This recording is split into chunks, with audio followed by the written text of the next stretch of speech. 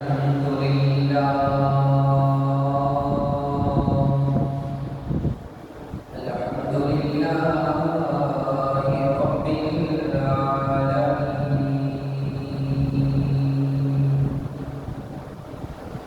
والعاقبة للمتقين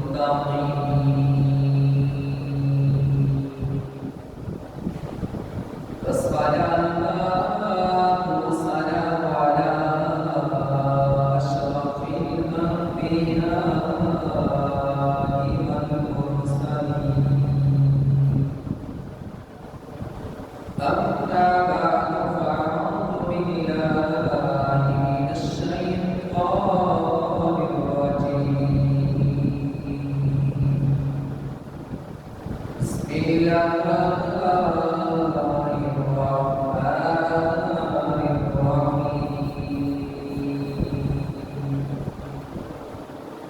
ألا إن أولياء الله لا خوف عليهم ولا هم يحزنون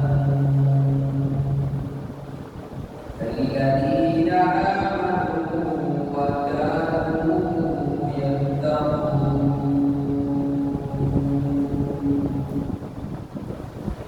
آمنت بالله صدق الله مولانا العظيم اللهم نفر قلوبنا بالقرآن وزين أخلاقنا بالقرآن وأدخلنا الجنة بالقرآن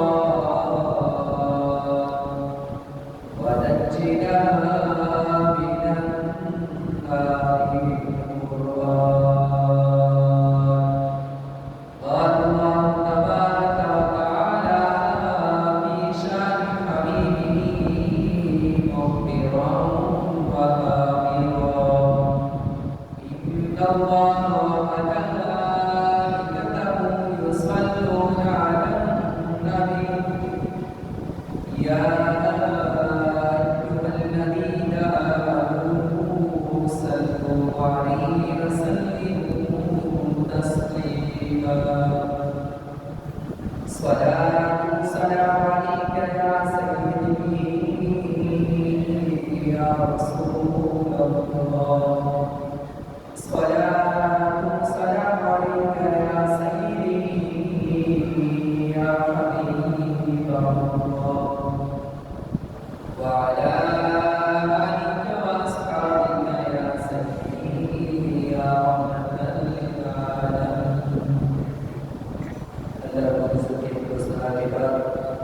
نبی مکرم شفیع معظم قاری قائم جناب احمد مجتبی محمد مصطفیٰ صلی اللہ علیہ وآلہ وسلم کی عظیم بارگاہ تو پہلے اسلام پیش کرنے کے بعد معزز سامعین و حاضرین، اللہ رب العزت کے فضل و کرم سے آج ایک دفعہ پھر ہم ان مبارک گھڑیوں میں جمع ہیں۔ خالق ثواب ہمارا یہ عاجزانہ حاضری اور اس جمعہ مبارک اور کی بارگاہ میں شرف قبولیت عطا فرمائے۔ آج کی گفتگو بھی پچھلے جمعے سے یہ آگے چلوں گا۔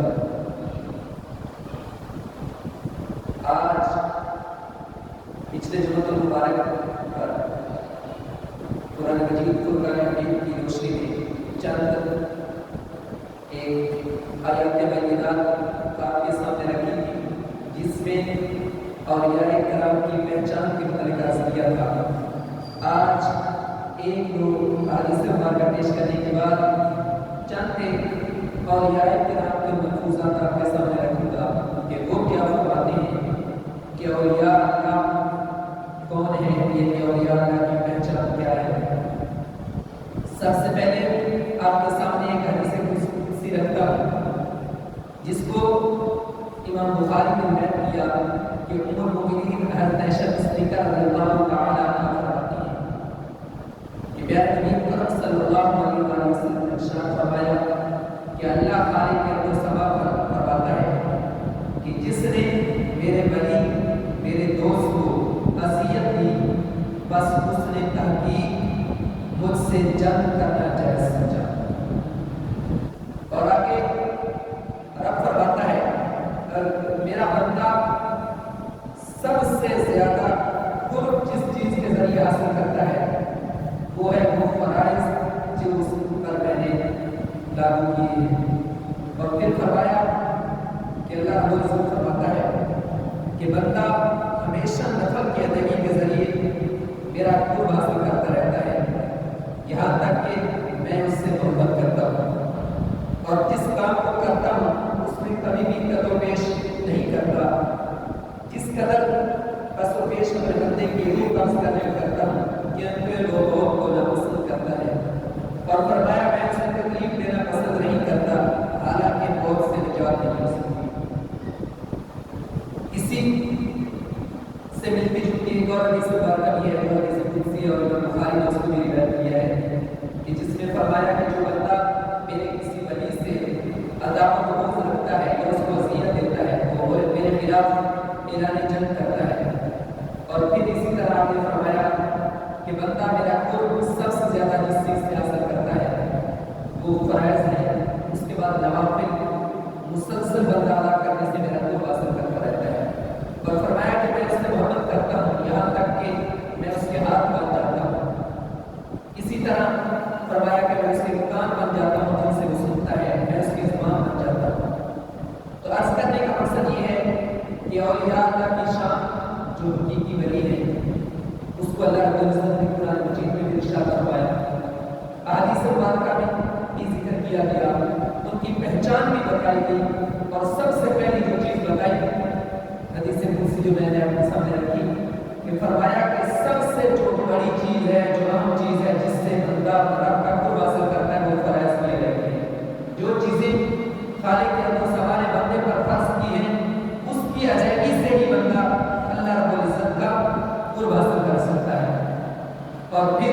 نوافل کی کثرت، آج جس نے کبھی بھی نماز نہیں پڑھی وہ کہتا ہے ہماری نمازیں تو معاذ اللہ بہت پڑھی جا رہی ہیں، یا ہماری نمازیں رسول اللہ نے پڑھ دی ہیں،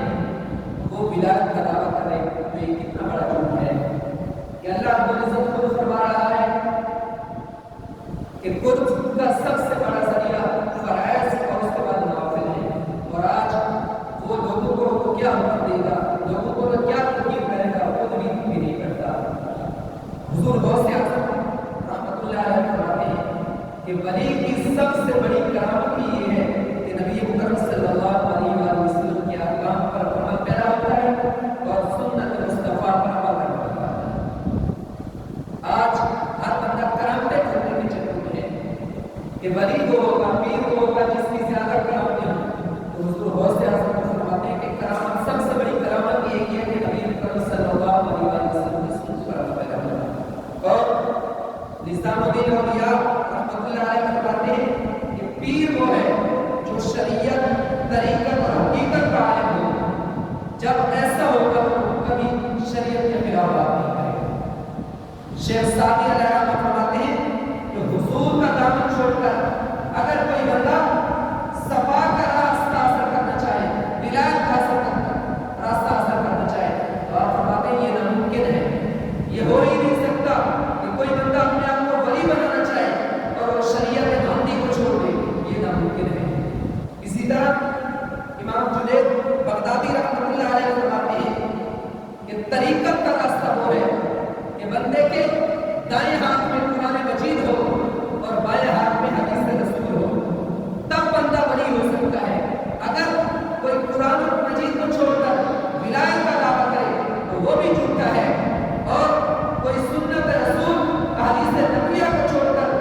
ولایت کا دعویٰ کرے تو وہ بھی جھوٹا ہے۔ اور آپ فرماتے ہیں کہ جو بندہ